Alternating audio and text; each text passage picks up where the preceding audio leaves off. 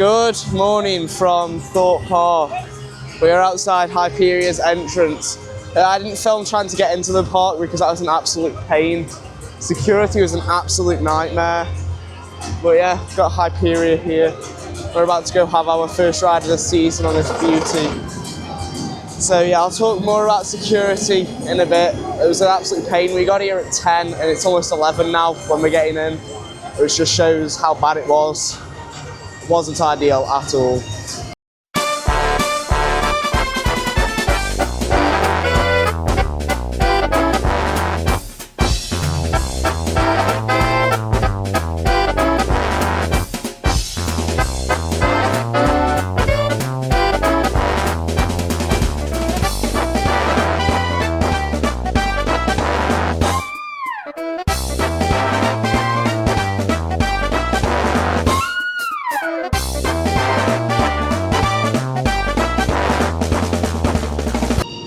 So I've just done 2 rides there on Hyperia. First one was there in row 7 and second one in row 2. We went on the single rider queue. Absolutely sensational rider. It comes in the stall above me. For those of you that say this isn't the best coaster in the UK, I don't know what you're on. This ride is absolutely amazing. There it is, going into the brakes now. Absolutely amazing. It was running really well as well, really smooth, lots of airtime. I grayed out multiple times there as well. Especially going up into that element, it's so intense there. And then as well, I started graying out in the, going up into the stall, which that's never happened before. So that was interesting. Not sure where we're going next. It's nearly 12 o'clock now, but it might actually be 12 by the time we're done. So, yeah, we'll see where we're going. Might have some lunch in a minute. I'm really not sure. But yeah, I'm so glad to be back here now.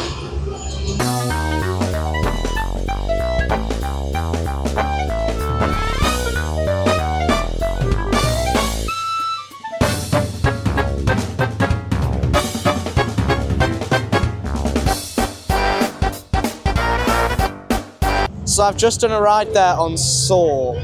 I was in the back row. I thought it was okay, however, a couple people, one of the person in my group is on the front row and thought it was absolutely terrible. I actually thought from my ride that the Smiler on opening day was actually worse than that.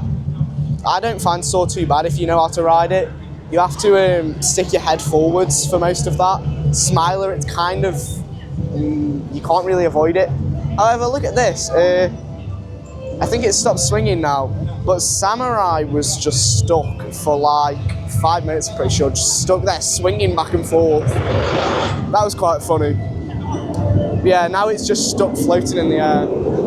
There goes Colossus behind me. But yeah, I didn't find Soar too bad. It was alright.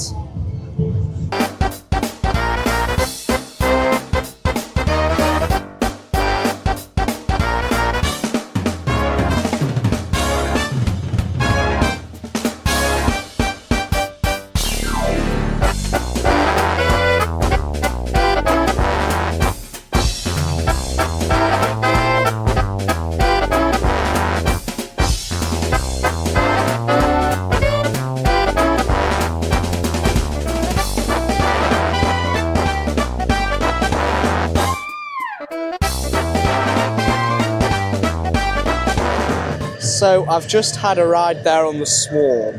I thought it was running for a start quite slow, however I did for some reason grey out in the turn over the water over there. But I also thought that like I was on an outside seat on the front row.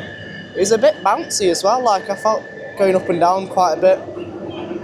It never normally happens on the Swarm. Swarm's always been like really smooth. But I felt especially the 0G roll, like coming down the 0G roll and then the inclined loop there, those were the worst parts for it. Like the whole thing was just going up and down. Very strange. It comes down the draw.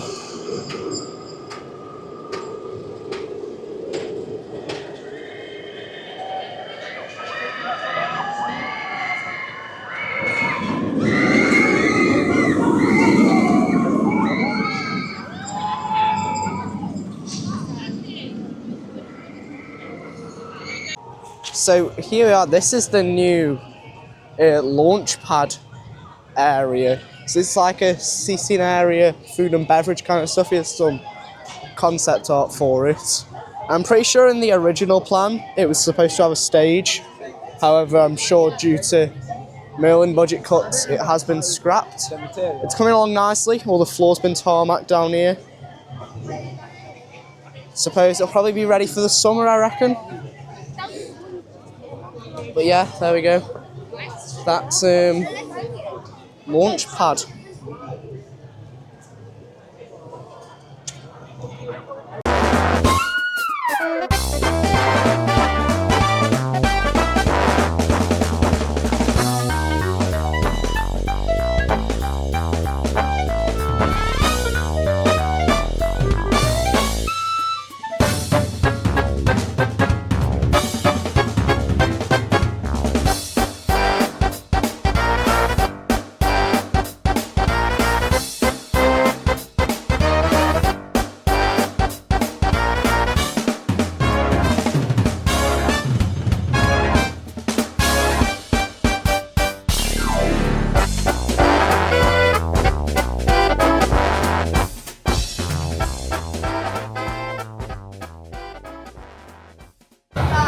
We've just had the dreaded announcement. We're literally the next one's on. We're gonna get the front row, I think.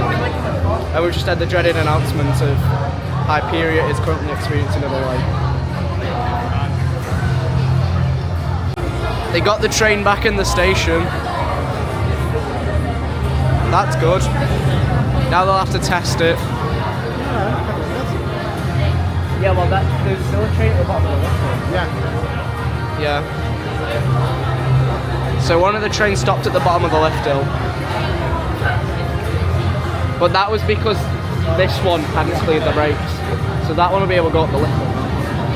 Yeah, I've just heard it go down the drop.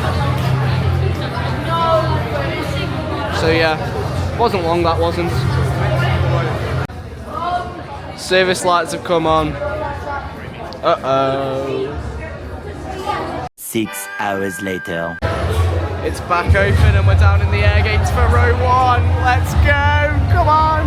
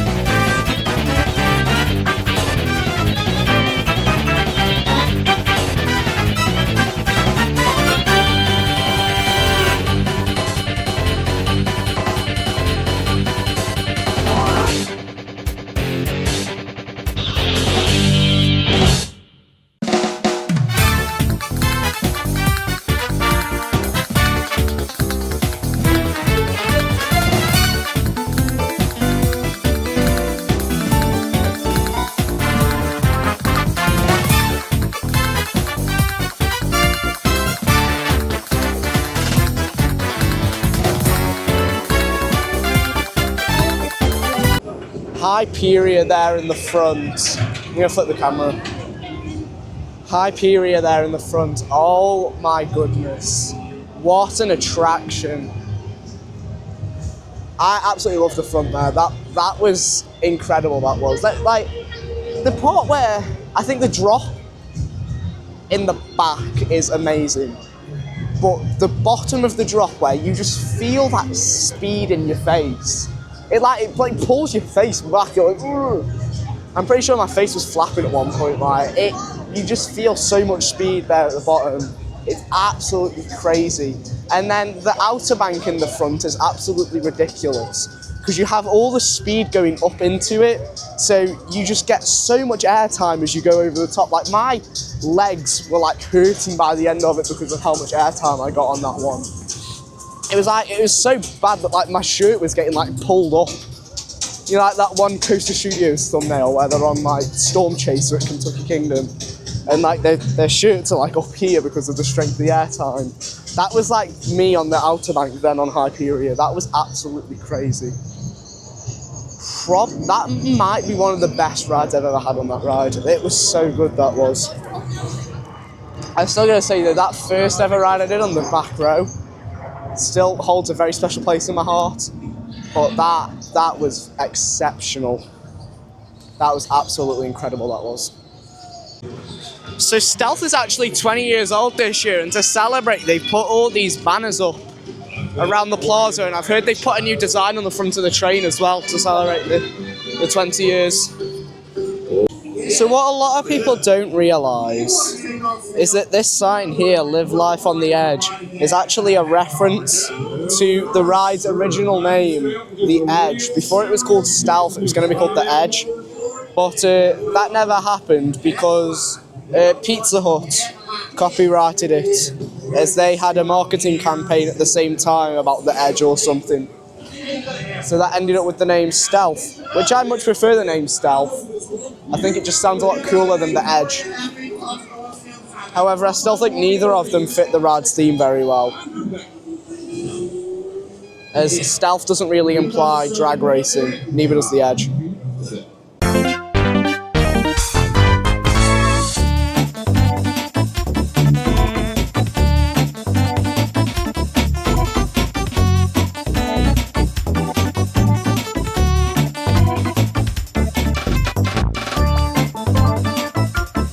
We literally got to the air gates for the front row on Stealth through the front row queue, and then it started raining and then broke down. So we were stood there for a good 15-20 minutes, I reckon. And then we did Stealth in the rain, and that is honestly, not in terms of roughness, but in terms of just the rain on your face, that is one of the most painful things I've ever experienced on a ride. Still doesn't come close to like Infusion and Furious Baco, but that was an experience. Like, as you go up, it's just going in your eyes and everything. It's horrible. But we're now getting dry in Ben and Jerry's. I'm having a ice cream because even though it's like freezing cold and raining outside, I'm still having ice cream because I love it. And then I'm not sure where we're going next, but we'll find out. So yeah, that was Stealth in the rain.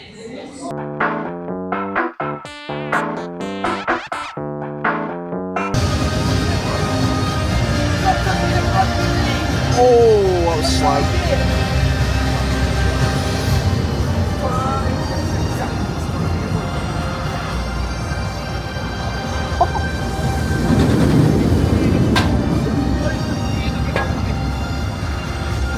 I mean, why are they still trimming if it's going that slow? Surely the trims are dynamic. So, we are now walking out of the Thorpe Park Resort. There's the lake behind me. Hyperia's over there. We've just finished our day there on Hyperia. I was in row 2. It was very good. It closed during our wait time though because of high winds, and I'm going to put some footage on of the train going because it was honestly so close to rolling back. It was hilarious. Like, I was like, I need to film every single train because if it rolls back, I'm getting that on camera. But yeah, that was quite funny and also quite scary. Also before that, we did Samurai. That was on a very good cycle, I've got to say. Samurai was running really well, really intense. Really long cycle as well there. And then we did Detonator, which was absolutely amazing because they have finally gotten rid of I don't know if it's like this all the time, they've finally gotten rid of the pre-done audio for the drop, and instead it's back to the operator telling you when you're going to drop. And there was like some proper interaction, so they were like doing requests for the top of it. And so me and Digital Pigeon requested to do roller coaster trivia at the top. and so they asked us some true or false questions. Yeah, I am. Can I be in it? Yeah, go on then. Hello, guys. What's your name? I'm Airtime Addict. All follow ASCOM Addict. Yeah, make sure that Alright. you follow Airtime Addict. Alright, cheers. Alright. Thank you. See you in a bit. And then, yeah, so we asked to do roller coaster trivia. And if the answer was false, you keep your leg tucked in. And if answer was true, you kick your legs out. So that was really fun. Good fun ride Detonator was. Absolutely, it might be one of my favourites in the park actually, Detonator. The drop on it's really forceful as well. It's a really, really forceful drop. So yeah, I think that brings us to the end of the day. I think overall, the park is feeling quite fresh. It's in a better state than Alton Towers, definitely. But it's in a million times better state than Alton Towers. Towers is just not doing very well at the moment. The park feels dirty and everything. Here it feels a lot more cleaner and a lot less run down. I think there are still parts of this park that could do with being renovated. But overall, places like Soars had loads of work done to it. There's loads of repainting, new signs put up and everything around Soar. So that was all nice. But then other bits like the Swarm felt a bit run down. A lot of stuff peeling away there. I think operations have been solid, especially on Hyperia. They were pumping trains out there at the end. I would just expect that from that team. They are absolutely amazing, that team. Shout out to Ben from Coaster Highlights there. He is one of the operators on Hyperia. Absolute legend. Go give him a follow if you haven't already.